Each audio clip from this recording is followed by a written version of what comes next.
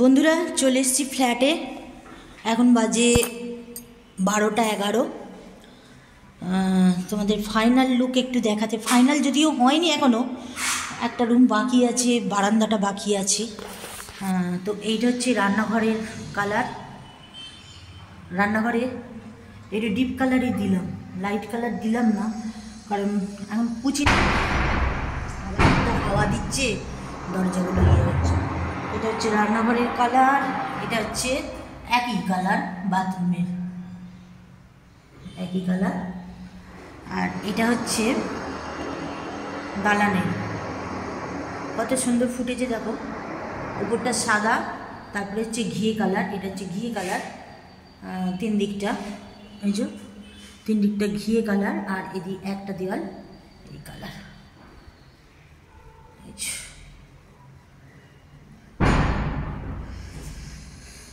দেওয়ালে এটা double coat হয়নি, এটা সিঙ্গেল কোট হয়েছে, এইটা ডবল কোট হয়ে গেছে।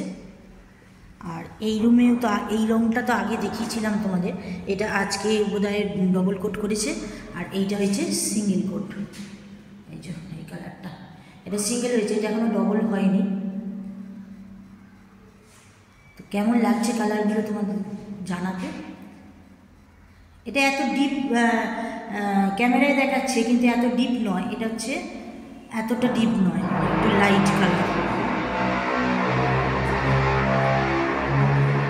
আর এই রুমের কালারটা, এটা হচ্ছে আমার সব থেকে পছন্দের কালার। এই যে এটা হচ্ছে সবুজ, ডিপ সবুজ, এই সিমপাতা কালার যেটা ওকে বলে, এটা হচ্ছে এটা কমপ্লিট হয়ে গেছে। এই বাথরুমের কালারটাও, এই রান্নাঘরের যে কালারটা সেই কালারটা। আর বারান্দাটা এখনো হয়নি, বারান্দাটা বাকি আছে। বারান্দার সিলিংটা হয়ে গেছে, কিন্তু দেয়ালগুলো এখনো হয়নি, বাকি আছে।